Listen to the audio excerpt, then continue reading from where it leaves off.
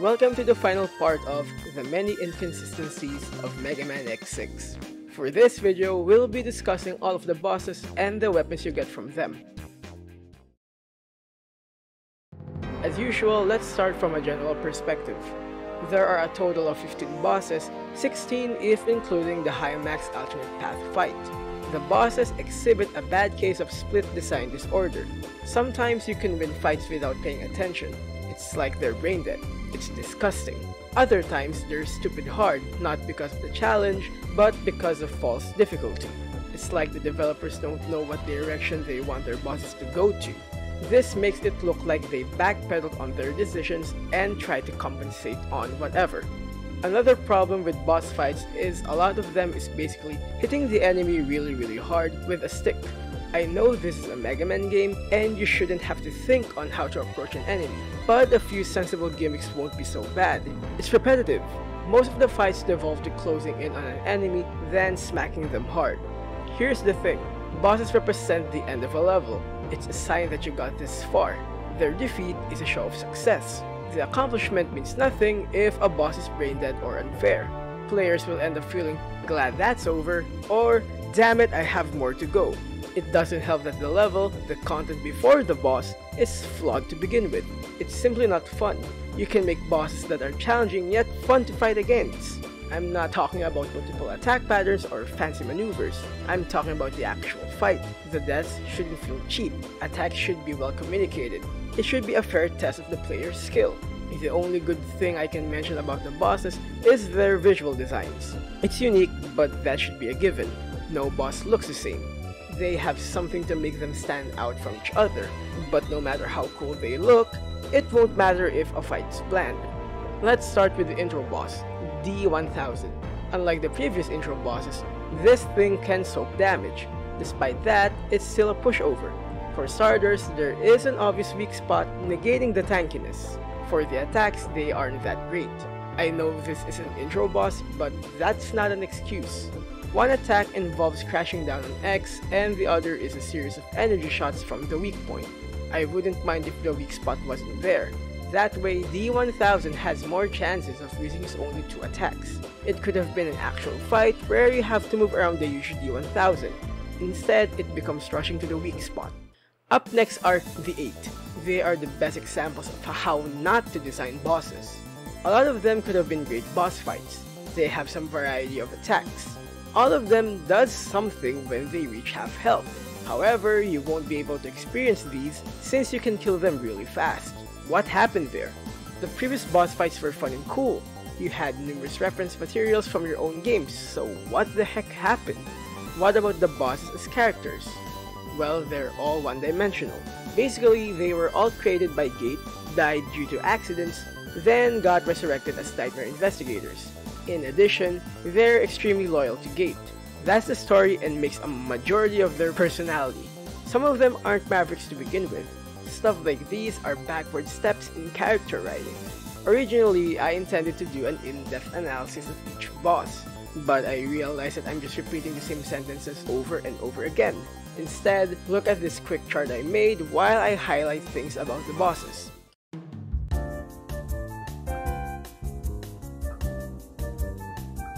Commander Yamart, an easy boss that screams first boss fight. He uses his dragonflies in all forms of attack. He'll mostly fire energy shots from the insects, with the occasional sending his dragonfly to physically hit you. Funny thing is, you can attack said insect and reflect it back to him to deal massive damage.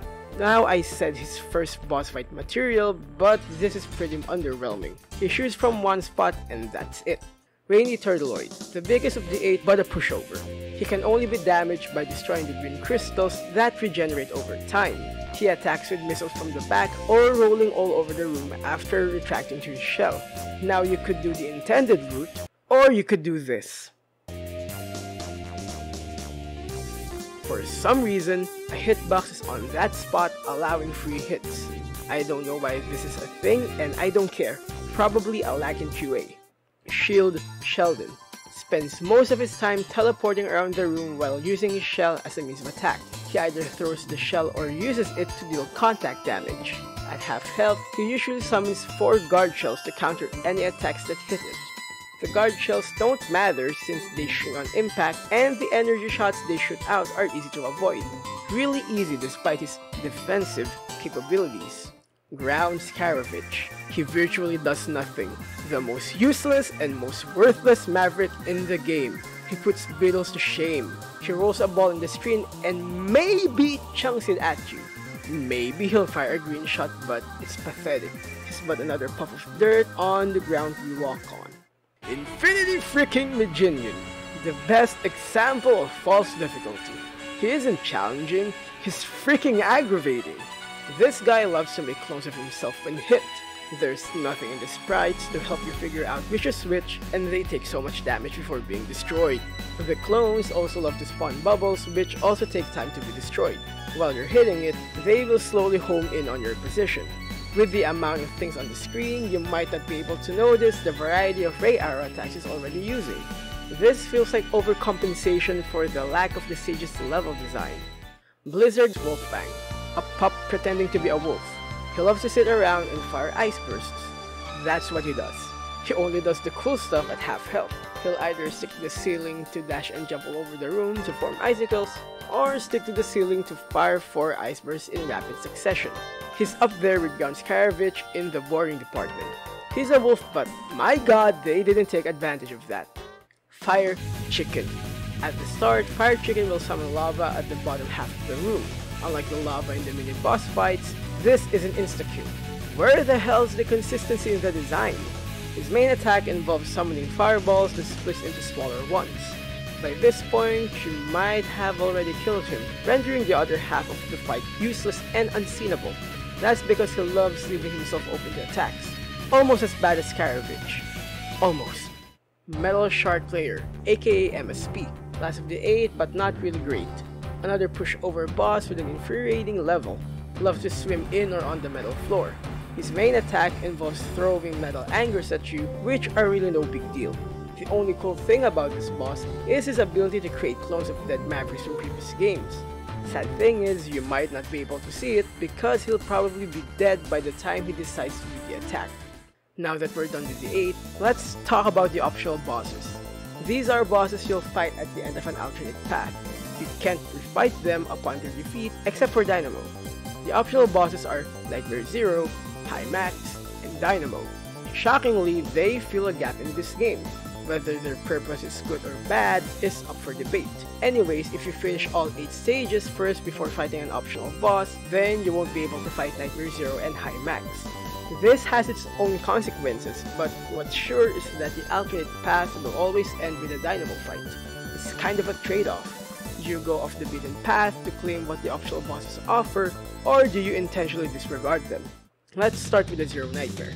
He's an off-colored copy of Zero created by Gate.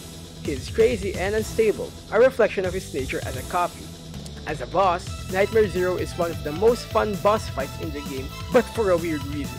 This fight is almost identical with the Zero fight in X5. The difference involves the Nightmare's attack speed and capability to teleport. Other than that, this boss can use the Saber and Buster at near identical proficiency. It mostly uses the Saber to do slash waves and the Buster to fire a barrage of shots. The only non-weapon based attack is its version of the Giga attack, where a bunch of lasers spawn in a room. Nightmare Zero is weak to the real Z-Saber. Hit him with it and he's stunned, forcing him to teleport. Weirdly, that only triggers when the player is standing while hitting the Nightmare. This means you can bypass the stun by hitting the enemy while not standing. Defeating the Nightmare unlocks Zero for the playthrough. I don't know my stance on this boss. On one hand, it's really fun and challenging.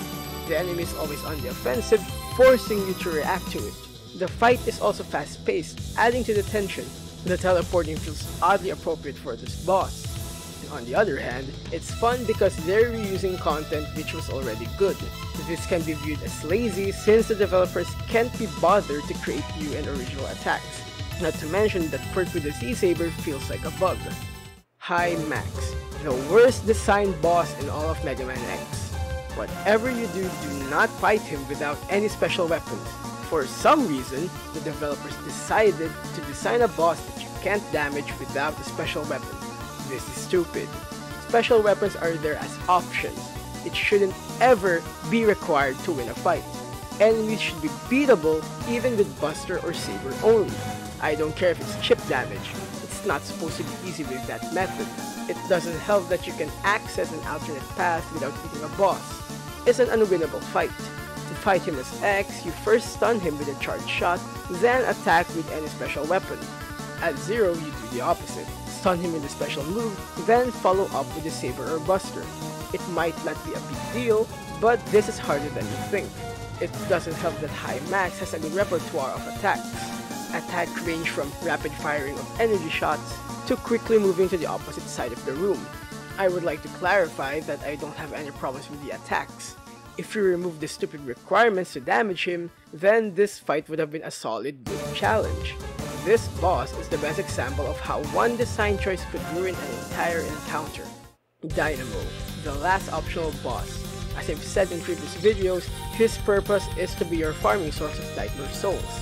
Every time you hit him with his weakness, he will drop a soul worth 200 points. He does this up to 3 times for a total of 600 Nightmare Souls. There's nothing really new to him both as a character and in gameplay. Like Nightmare Zero, his fight is nearly similar to the one in X5. The main difference is that he is more aggressive. Most of his attacks involves usage of his saber.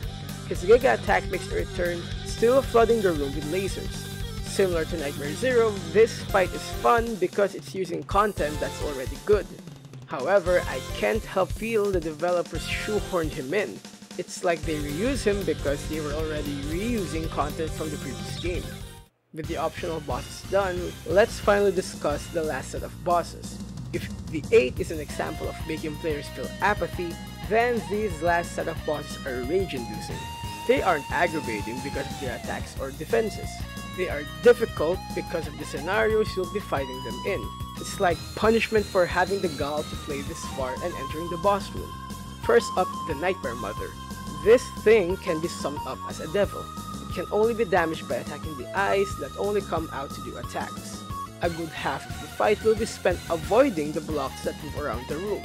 The other half is when it doesn't attack. For the attacks, it's not the shots from the eye that will damage you. It's the effects of the shot that are the attacks. Most of the attacks will limit your movement and the space you can move in. Anyways, the lower its health, the faster it will move around the room. This all might not sound much, but it will catch you off guard when you're actually playing it. Despite making it sound horrible, I personally find little to nothing wrong with it. The pattern is always the same, move around, then attack. There's variety to the attacks, forcing you to adapt to whatever scenario you're in. It's an okay challenge. However, I do acknowledge why some people don't like this boss. It's a demanding fight and it doesn't help that you've so far only fought pushovers. But when compared to High Max and the other bosses, this is original and sound content. High Max. If you didn't fight him at the alternate paths, you're gonna fight him in the gate stage. He's the boss of Gate Stage 2 Part 1. It's virtually the same fight as previous. Stun first before damaging. The only difference in this fight is he'll start creating destructible shields before doing attacks. Destroy the shield 5 times and he'll stop spawning them. At this point, he'll do the half health attack. He'll move to the center of the screen and rapidly fire large energy balls. I've already given my points on him earlier, so let's move on. Gate. Another proprietor of false difficulty. Everything about his fight is questionable. Exhibit A. The room. Why is there a bottomless pit below the platforms? Why is it spanning the entire room? I'd rather take Spike since it does the same thing, except it's a floor. That balances things out. Exhibit B. Gate can only be damaged by himself. You might think this isn't a big deal since this isn't the first game that did this, and I'll give you that. However, the way you damage him isn't really a good method. Here's how it works. Gate will launch a colored orb with each orb doing something different. Attack the orb enough times to break it, making the orb scatter out fragments. These fragments will deal damage to Gate upon contact, except there are problems. 1. Fragments might not hit Gate. 2. Fragments might hit you. 3. Fragments can be destroyed when attacked. Not to mention that Gate might not even do the orb attack, instead choosing to destroy a platform using a dark energy strike, or maybe just moving around the room. This is all false difficulty. The strike is there to remind you of the bottomless pit, and him moving is there to make the fight long. I also can understand the need for fragments to hit the gate. Why not just reflect the orb? In games with fights like this, once you return the attack, it's designed to not hurt you. And I know that there is no returned attacks with the game we have, but I still don't know why fragments should also shot out to your direction. I know they can be destroyed, but that's still uncalled for. Sigma, the final boss. This incarnation of Sigma is one of the best examples of how not to design final bosses. This will piss you off, not because of the difficulty or the stipulations when fighting him. This will anger you because he's disgustingly pathetic. Freaking Sigma! You were probably bracing for the worst since the previous bosses have been difficult. But then this happens. Like previous games, there is a Form 1 and Form 2. Form 1 is deplorable. It's so easy to hit and kill. It's as bad as Ground Scaravage. It has attacks that it might not even do because why not? Who thought this was good final boss design? Form 2, Hell Sigma, is the usual massive form. Despite the power-up, he's still pathetic. You can only damage him when he opens his mouth. Every time he does, he either doesn't attack or summons green drones. Most of his attacks involve large beams of energy shots, which tries to limit the areas he won't take damage in. It's engaging. What ruins this is the Sigma drones. When they are destroyed, they can drop health and special weapon ammo. Freaking what? Not to mention his lack of defense or invulnerability frames. Is this backpedaling? The attack and the behavior was already good. Isn't this a final boss? Where's the respect in the character? The boss of Megaman X6 are a slap in the face of bosses from the previous games. Just because bosses are enemies to terminate doesn't mean they're just hurdles in the way. They aren't just a catalyst for power-ups. You just don't throw them away like trash. You give them a graceful exit, and that's by contributing to the player's progress and accomplishment. It's time for the final section, the special weapons. This is a staple since the original Mega Man. You get a special weapon by beating one of the 8. Special weapons serve as an expansion on weapon variety, helping progress gameplay mechanics. It usually serves as weaknesses for certain bosses, but have also served for functions outside of battle. They usually have limited ammo except for Zero, who gets special moves. Moves don't use ammo and can be used infinitely. There have been a few exceptions though. Obviously, X6 follows the same formula. The special weapons isn't perfect though. It brought some problems along the way. For starters, their usefulness has been waning, making players stick to the default weapons. Another problem is their sometimes lack of versatility, becoming very situational if not entirely worthless. They're only being used for boss weaknesses. The same may not be for Zero, but you really can't unequip the moves. Like the 8, I originally planned an analysis on all 8 weapons. But after reviewing the script, I deemed it a waste of time and decided to just talk about the noteworthy and the infamous ones. For the meantime, feel free to look at this table summarizing the status of X6 weapons.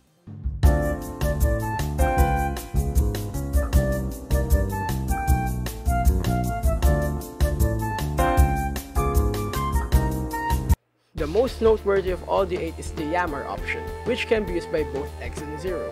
You get this after defeating Commander Yammer. This weapon has both offensive and defensive capabilities. It summons 3 dragonflies that revolve around the player. For defense, any enemy that touches the dragonflies get damage.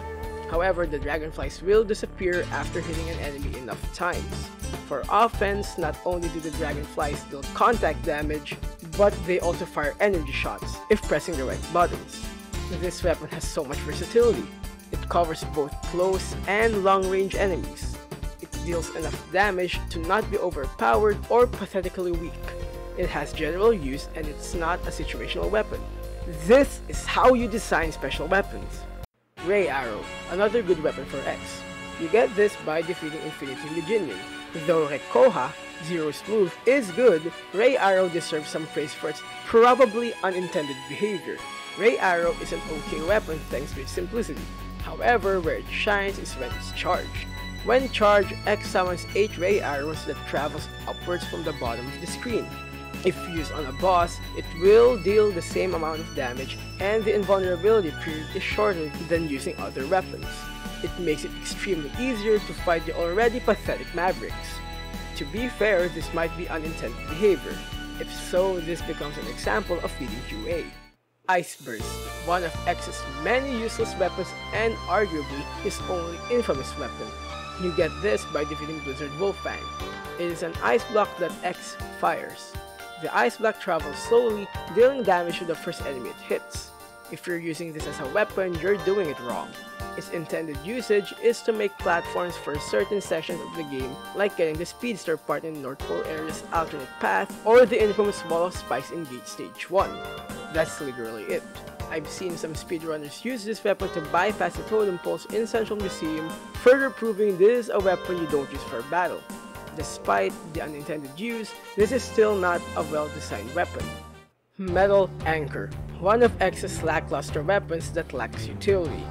When used normally, X fires a metal anchor that bounces around the screen, hitting enemies. The best part about this weapon is when it's charged. When charged, X will summon a bunch of Storm Eagles to flood the screen in a random diagonal direction, dealing damage to all enemies on the screen. This is essentially the screen nuke that the Falcon Armor's Giga Attack wishes it was. The only problem about this is X isn't invulnerable while doing the attack. Getting hit will immediately stop the attack. Water Buzzkill. Senzuizan, one of Zero's many infamous moves. You get this by defeating Ground Scaravage. This is the bane of Zero players everywhere. It is a situational move with weird requirements. First, Zero needs to be in mid-air. Next, you need to hold up on the D-pad, then press square to do the move. This executes a diagonal downward slash that you can't cancel out of. The move only stops when Zero finally touches the ground. Fun fact, Zero is invulnerable for the duration of the move. This move really shines at the alternate path of Weapon Center. You hold onto the ropes by holding up, and you have to defend yourself while attacking enemies with the saber, which you activate by pressing square. See the problem? This is an example of why some attacks should have animations you can cancel out of. Ensuizan, one of the two game-breaking moves for Zero. As a move, Ensuizan is good. You press down on the D-pad and then press triangle to execute a spinning slash. This move is spammable, making quick work of enemies. But the true worth of this weapon is in the exploit it allows us to do. In some of the animation frames of this attack, Zero is invulnerable. If you somehow lose the floor while in the middle of the move, Zero stays being invulnerable for the entirety of the level. That is until you use the move again or encounter a cutscene. This can make progressing through some of the most horrendous levels an absolute cakewalk. I think it speaks volumes when praise on a special weapon is not on the intended function, but on the glitch it lets you do. This doesn't necessarily make it a good weapon, but this doesn't mean it should be considered good because it can break the game. It's a good secret instead. Guard Shell, the other game-breaking weapon for Zero. You get this after beating Shield Sheldon. For both X and Zero, this weapon is bad. It's the only reactive weapon in a set of active weapons for both characters. Its intended use is for reflecting energy shots. The problem is that it's very picky on which shots it should reflect. You don't use this for the intended function. You use this as an exploit for Zero. For some reason, any enemy that the saber hits while colliding with the shell's hitbox will receive damage in all of the saber's animation frames. This makes it disgustingly easy to wreck enemies and bosses. For weapon design, this is probably the best reference on how not to make a reactive weapon. It could have been a good one if it would just reflect any attack it can and absorb anything it can't. Like in Suizan, it again speaks volumes when praise on a special weapon is not on the intended use, but on the glitch it allows. It honestly feels like it wasn't coded properly. I think of X6 set of weapons is a message of the lack of creativity in the special weapons. Granted, there are 8 of them and some are bound to not be as good as the others. But that doesn't mean you have to make them situational or target specific types of enemies, which has been the case since the past few games. I think it would be better to design weapons that have behaviors that make sense. The behavior can dictate the entirety of the special weapon. Add a little bit of creativity, and you'll have unique and real special weapons. This has been the many inconsistencies of Megaman X6. I hope this series of videos have been informative and entertaining. As I've mentioned in part 1, there are some stuff that I like about the game. I admit that I've been stomping on the game since day 1, but I do hope that in some weird way, I've shown what's good about this game. I only recommend this to people who have played previous Mega Man games. This isn't for beginners, and I think only longtime fans and players of the franchise will be able to get a good experience out of it. This is a game that punishes first-time players and rewards repeating players. This isn't an attempt at gatekeeping, the game is really a punishing experience. If you still want to try the game as a new player, I suggest looking at guides and playthroughs to be prepared for its entirety. If you want to grab a copy of the game, you're in luck. X6 and the other X games have been re-released on modern consoles as part of the Megaman X Legacy Collection. If you want to embrace the retro experience, you can easily get a copy for the PS1 in second-hand markets. I'm not sure how easy it is to get an English copy, but it is really easy to get a Japanese copy for cheap. Thank you for watching, and I'll see you in the next video.